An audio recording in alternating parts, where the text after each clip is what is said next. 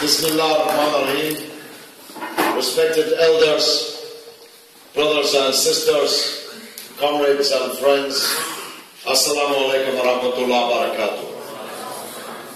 As I gaze on this vast crowd, almost 200 people, on this wet, cold Saturday night, and I listen to my brothers, our councillors, our candidates, our friends, I'm a very proud man indeed. Because we did all this. Politics was dead in this city. Labour held this seat for 40 years, whilst Bradford sank, literally, in the case of the Westfield Hall, literally to the ground. Leeds boomed, Bradford sank under one-party rule, with no one to challenge them. I don't speak with a Yorkshire accent, but I love that phrase from Mohammed Salas when he talked about the other parties. He said they're done with. They are done with. And it's exactly the truth because they let us down. I'm George Galloway. I live at 66 Whitley Hill in Manningham. And before that I lived in Hollins Road. My wife's here. We spent our honeymoon in Hollins Road. How romantic can you get? I was elected here on the Thursday. I got married on the Saturday and flew back to Bradford to live in Hollins Road. I moved up in the world 150 yards to 66 Whitley Hill. I have an office at 2 Grattan Road, BD1. I sit there every Saturday. I've had 127 surgeries out of 156 Saturdays since I was elected. Where's George? He's here. He's there. He's everywhere. He's on Western Times. He's on Christian Town. He's on Newsnight. He's on Channel 4 News. He's giving speeches in Parliament. He's campaigning with Hugo Chavez on the streets of Venezuela. He's known throughout the world. Can anybody who's standing against me in this election say any of that? Can anybody say it?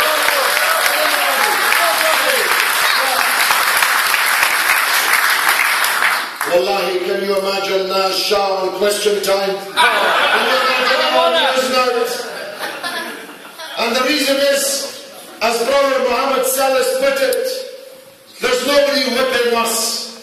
There's nobody muzzling us. There's nobody shutting us up.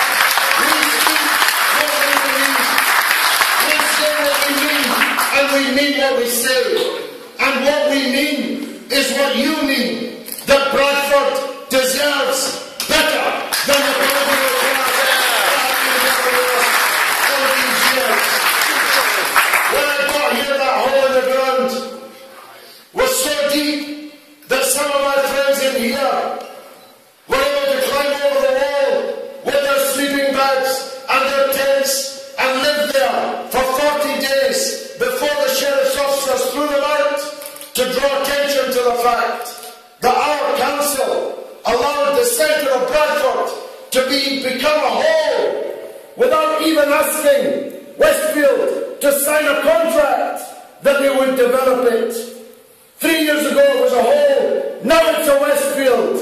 And 800 people are going to be working there from this summer. And tens of thousands of people are going to be shopping there.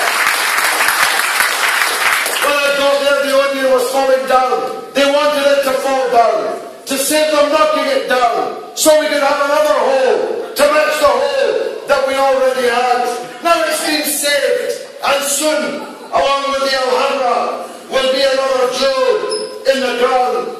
When they tried to shut the Media Museum, it was us that led the campaign, which saved it. Don't believe me, believe the minister, the Tory minister, who congratulated me in Parliament on the skill with which we had assembled this great campaign, this great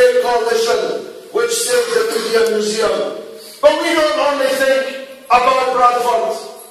We think about the Rohingya Muslim people in Burma being persecuted. That's why we had a demonstration in Centenary Square in support of them, the only one in England so far as I'm aware. We care about the people in Gaza being massacred last summer.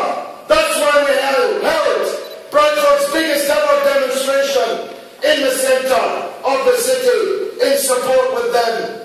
We care about the honour of the Prophet Muhammad, peace be upon him. That's why we organised a demonstration in defence of the honour of the Prophet when everyone was attacking the Muslims after the Charlie Hebdo affair.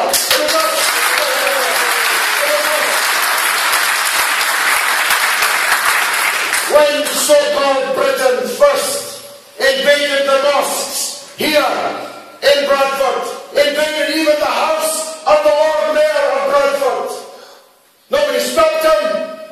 We were the people.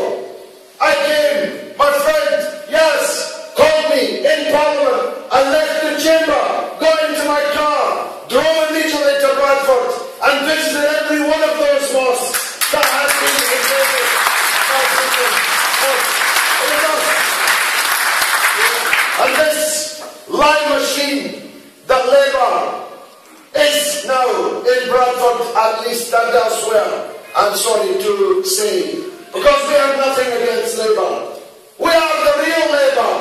All of us, if you counted up the years that we've spent in Labour, it would come to centuries in this reign.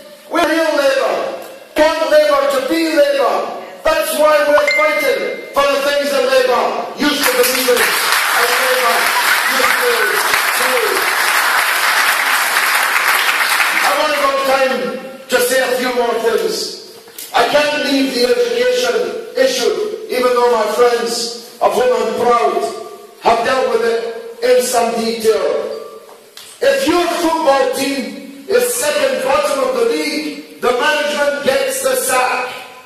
But our school managers never get the sack, and they never think of resigning. When I got here, we were the 5th worst. You heard me say it in the by-election over and over again. We've got the 5th worst schools in England. Well, now we've got the 2nd worst schools in England, and it's time to sack the people who are running those schools.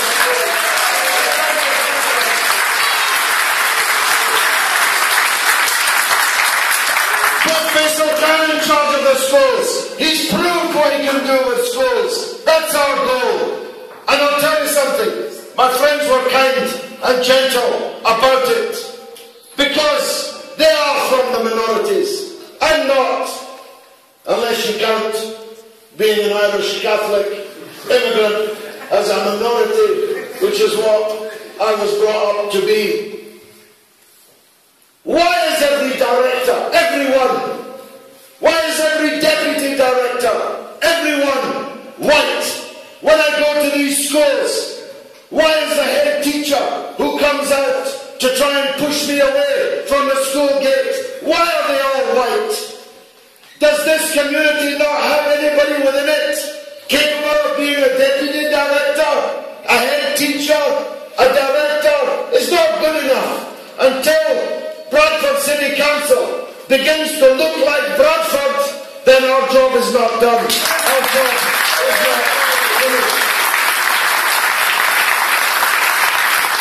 I'll just make 2 last quick points if I may, Mr. Chairman. We have now, right now, this day, the balance of power in Bradford City Council. And if we win more seats on Thursday, we'll have the firmest possible grip on that balance of power.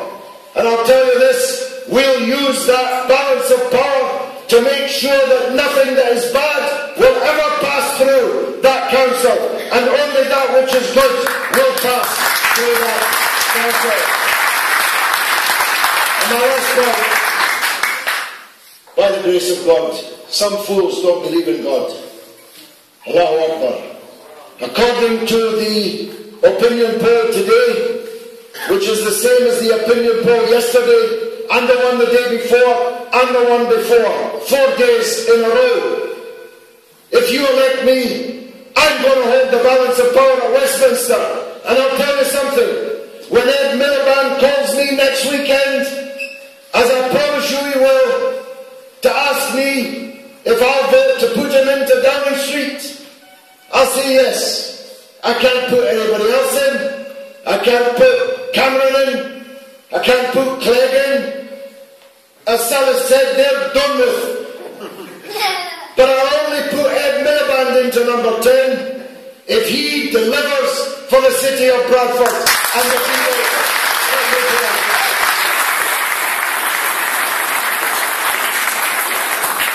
It'll be a long conversation because I've got 6 points. The first one, he has to implement the Bradford Challenge to transform Bradford schools as Tower Hamlets schools were transformed. Second, he's got to relocate a government department from London to Bradford. They've done it in Swansea, they've done it in Belfast, they've done it in Edinburgh, they've done it in Glasgow. They better do it for Bradford. They better do it for Bradford. Thirdly, I demand the abolition of the £18,600 a year spouse price that this government has imposed on you, and only on you. A Slovakian in Girlington can bring his wife, can bring 10 wives, and they don't have to speak English, and they don't have to show what their husband earns. Why should you? Why should you have to? Why should the government choose who you can marry? Why should the government choose who you can bring as your wife or your husband? This is discrimination on grounds of race and on grounds of class. 18,600 might be doable in London, but it isn't doable here in Bradford. Especially as you've got to prove it on your bank statement, on your tax records, and in your employer's accounts. So we won't have it. We demand its immediate abolition. We demand a government inquiry into the obscene levels of car insurance here in this constituency. When I moved from Hollings Road to Whitley Hill, my car insurance went down. When my colleague Rob Hoffman moved from Hollings Road to Haworth, his insurance premium fell by £2,000. The same car, the same driver, just a different address. This is collective punishment. Why should the careful drivers who never claim be punished for reckless drivers who are always claiming? I want a government inquiry into that. And I want the high-speed rail link. They're building it to Birmingham. They better keep on building it all the way to Leeds. And they better give us a cross rail from Manchester to Bradford. And they better give us one through station right in the centre of Bradford. And I have one more condition, and it's the only condition that isn't about Bradford. When Ed Miliband asks me next weekend, will you put me into Downing Street, I'll say yes. If you give me a guarantee that the British government will immediately recognise the state of Palestine. That's the Bradford declaration that I'm making.